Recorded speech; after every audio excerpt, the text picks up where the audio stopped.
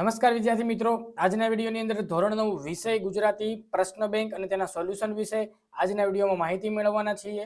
મિત્રો, વિડીયોમાં આગળ વધતા પહેલા જો તમે ચેનલમાં નવા હો તો આપણી ચેનલને સબસ્ક્રાઇબ કરીને બેલ આઇકન ઉપર ક્લિક કરી દેજો, એટલે જ્યારે ચેનલમાં નવો વિડીયો અપલોડ થાય તેની માહિતી તમને સૌથી પહેલા સૌથી ઝડપથી મળતી રહે. આવડીના સોલ્યુશનની પીડીએફ ફાઇલ, પ્રશ્ન બેંકની પીડીએફ ફાઇલ જે પણ વિદ્યાર્થી મિત્રને ડાઉનલોડ કરવી હોય તો ડિસ્ક્રિપ્શન બોક્સમાં ટેલિગ્રામ ગ્રુપની લિંક તમને આપેલી છે. તો અવશ્ય ટેલિગ્રામ ગ્રુપમાં તમે જોઈન થઈ જજો. એમાં તમને બધા જ વિષયના પ્રશ્ન બેંકની પીડીએફ ફાઇલ, સોલ્યુશનની પીડીએફ ફાઇલ તમને મળતી રહેશે.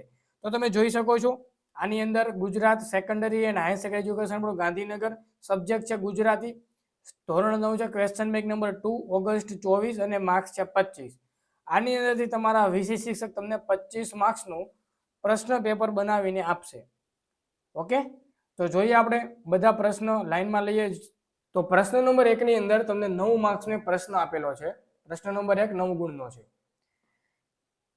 કે નીચે આપેલા અ વિભાગને બ વિભાગ સાથે યોગ્ય રીતે જોડો. ગમે તે તમારે એક લખવાનો છે. 3 ગુણનો પ્રશ્ન છે. તો પહેલું તમને કૃતિ આપેલી છે, એની સામે તમને સર્જક કરતા લેખકનું નામ તમારે લખવાનું છે.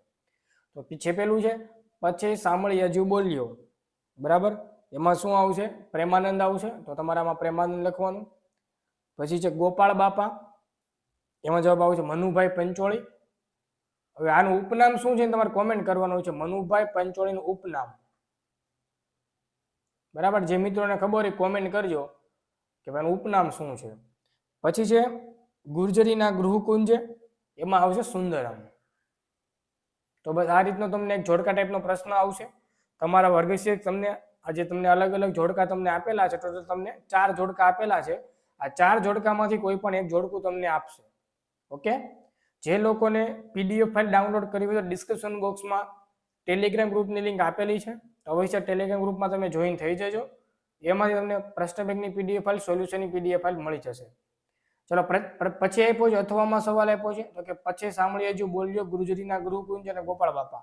એની સામે તમારે સાહિત્ય જે છે એનો પ્રકાર કયો છે તમારે કહેવાનું છે. તો પેલું છે પછી સાંભળીએ જો બોલ્યો, એ આખ્યાન છે, બરાબર. પછી આપ્યું છે ગુર્જરીના ગૃહકુંજ, એ તમારું આવશે ગીત છે, એટલે ગીત કાવ્ય આવશે આમાં. પછી ગોપાળ બાપા છે નવલકથા ખંડ છે, તો આમાં આવશે. ને પછી સાંભળીએ જો બોલ્યો, એમાં તમારે આવશે આખ્યાન છે, એટલે નવલિકા સાહિત્ય પ્રકાર તમને આમાં આપેલું છે, બરાબર. ચાલો, પછી કૃતિ અને સર્જક કરતા ગોપાળ બાપા તો કે ક્યાંથી લેવામાં આવેલું એ તમારે લખવાનું છે. પછી સાંભળી જો બોલ્યો ક્યાંથી લેવામાં આવેલું છે, અને ગુર્જરીના ગૃહકુંજ એ તમારે ક્યાંથી લેવાનું તમારે લખવાનું છે. પછી અથવામાં સવાલ આપેલો છે મળી જમતા ધોરીમાર્ગ નદીઓમાં નાહ્યા, એની સામે તમારે મુખ્ય રસ્તો, આલોટિયા, કુદરત, પાનેતરમાં, ત્રણેય ભ્રાંત અને શ્રોમ દ્રષ્ટિ સામે કરી. તો આ રીતના તમને 4 જોડકા ટાઈપના પ્રશ્ન આપેલા, એમાં તમારે કોઈ પણ એક લખવાનું આવશે. જે પણ મિત્રોને પીડીએફ ફાઇલ ડાઉનલોડ કરવી હોય તો ડિસ્ક્રિપ્શન બોક્સમાં તમને ટેલિગ્રામ ગ્રુપની લિંક આપેલી છે, તો ટેલિગ્રામમાં જોઈન થઈ જજો. એમાં તમને પીડીએફ ફાઇલ મળી જશે.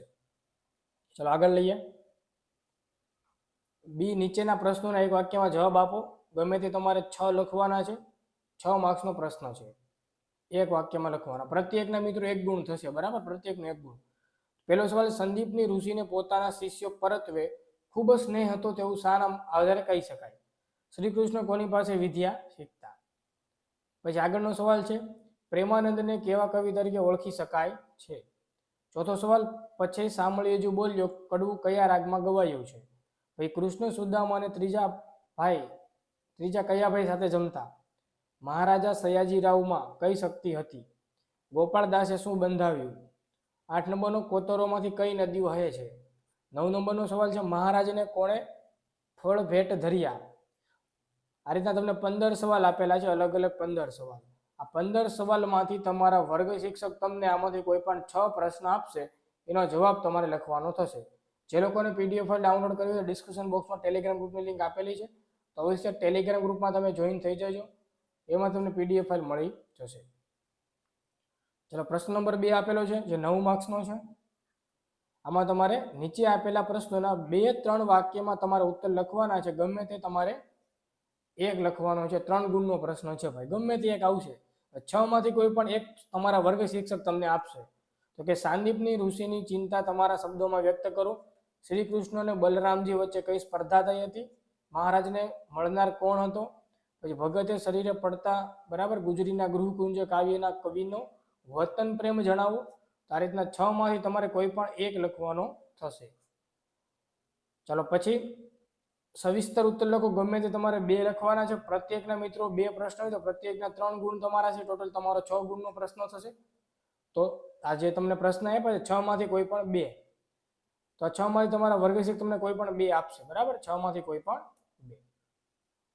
ચાલો પ્રશ્ન નંબર 3 છે, 3 ગુણનો છે, જેમાં તમારે વ્યાકરણ વિભાગ આવશે. તો કે નીચેના વાક્યમાંથી વિશેષણ શોધી તેનો પ્રકાર લખવાનો છે.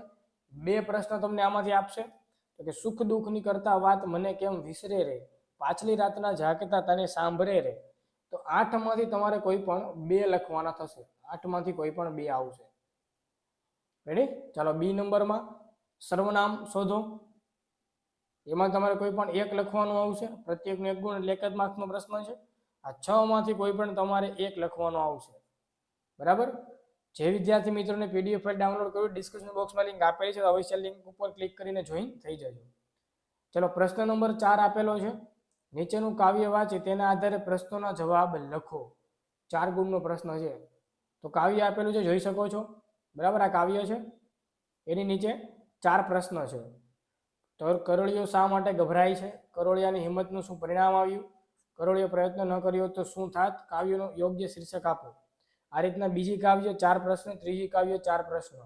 બરાબર, તો 4 કાવ્ય તમને જે આપેલી છે એ 4 કાવ્યમાંથી તમને કોઈ પણ 1 કાવ્ય આવશે ને 4 પ્રશ્ન આવશે. આ 4 ગુણનો પ્રશ્ન રહેશે. જે મિત્રોને પીડીએફ પર ડાઉનલોડ કરવી હોય તો ડિસ્ક્રિપ્શન બોક્સમાં તમને ટેલિગ્રામ ગ્રુપની લિંક આપેલી છે, અવશ્ય ટેલિગ્રામ ગ્રુપમાં જોઈન થઈ જજો.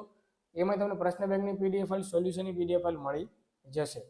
તો મિત્રો આ તો ધોરણ 9ના વિદ્યાર્થીઓનું મોડલ પ્રશ્ન બેંક એના સોલ્યુશન વિશે વાત. વિડીયો ગમે તો વિડીયો લાઇક કરજો, શેર કરજો, ચેનલને સબસ્ક્રાઇબ કરજો. મળીશું અવનો વિડીયો. બધાને good bye, good luck, thank you.